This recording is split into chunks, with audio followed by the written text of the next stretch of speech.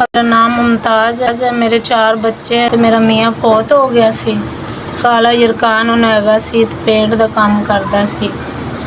2 ਸਾਲ ਹੋ ਗਏ ਨੇ ਫੌਤ ਹੋਏ ਨੂੰ ਤੇ ਅਸੀਂ ਆਪਣਾ ਬਹੁਤ ਮੁਸ਼ਕਲ ਕੀਆਂ ਚ ਕੰਮ ਕਰਨੇ ਆ। ਮੇਰੇ ਕੋਈ ਨਹੀਂ ਹੈ, मतलब ਸਾਰਾ ਨਹੀਂ ਹੈ, ਕੋਈ ਮੁਸ਼ਕਲ ਹੀ ਹੈ। ਮੇਰੇ ਬੱਚੇ ਸਕੂਲ ਚ ਪੜ੍ਹਦੇ ਸੀ ਜਦੋਂ ਦਾ ਮੇਰਾ ਮੀਆਂ ਫੌਤ ਹੈ ਨਾ, ਬੱਚੇ ਹਟਾ ਲੈਣੇ, ਮੈਂ ਖਰਚਾ ਨਹੀਂ ਚੁੱਕ ਸਕਦੀ। ਘਰਾਂ 'ਚ ਕੰਮ ਕਰਨੀ ਆ ਤੇ ਉਹਦੇ ਨਾਲ ਮੇਰਾ ਬਸ ਥੋੜਾ ਬਹੁਤਾ ਗੁਜ਼ਾਰਾ ਹੋ ਰਿਹਾ ਜੀ। ਮੇਰਾ ਕਿਰਾਏ ਤੇ ਮਕਾਨ ਹੈਗਾ ਤੇ ਮੈਂ ਇੰਨਾ ਖਰਚਾ ਨਹੀਂ ਚੁੱਕ ਸਕਦੀ। ਮੈਂ ਬੱਚਿਆਂ ਨੂੰ ਹਟਾ ਲਿਆ, ਮਸੇ ਮੁਸ਼ਕਲ ਨਾਲ ਆਪਣਾ ਗੁਜ਼ਾਰਾ ਕਰਨੀ।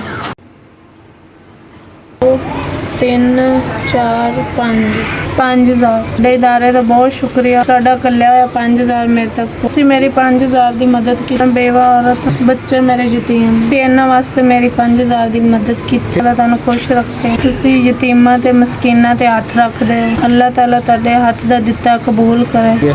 ਮੇਰਾ ਖਾਮਨ ਜਿਹੜਾ ਹੈ ਨਾ, ਮੇਰਾ ਬੜੀ ਜਲਦੀ ਛੱਡ ਕੇ ਚਲਾ। ਹੁਣ ਅੱਲਾਹ ਦੀ ਆਸ ਤੇ ਬੱਚਿਆਂ ਨੂੰ ਪਾਲ ਦੀ। ਤੁਹਾਡੇ ਇਦਾਰੇ ਦੀ ਬੜੀ ਮਿਹਰਬਾਨੀ। ਤੁਸੀਂ 5,000 ਦੀ ਮਦਦ ਕਰ ਲਈ। ਤੁਹਾਡਾ ਇਹਸਾਨ ਕਦੀ ਨਹੀਂ ਭੁੱਲਾਂਗੇ। ਅੱਲਾਹ ਤਾਲਾ ਤੁਹਾਡੇ ਇਦਾਰੇ ਨੂੰ ਖੁਸ਼ ਰੱਖੇ। ਤੁਸੀਂ ਇੰਝ ਹੀ ਗਰੀਬਾਂ ਦੀ ਮਦਦ ਕਰਦੇ ਰਹੋ। ਅੱਲਾਹ ਤਾਲਾ ਤੁਹਾਡੇ ਤੇ ਹਮੇਸ਼ਾ ਰਾਜ਼ੀ ਰਹੇ। ਤੁਹਾਡੇ ਇਦਾਰੇ ਦਾ 5,000 ਕੱਲਿਆ ਮੇਰੇ ਤੱਕ ਪਹੁੰਚ ਗਿਆ।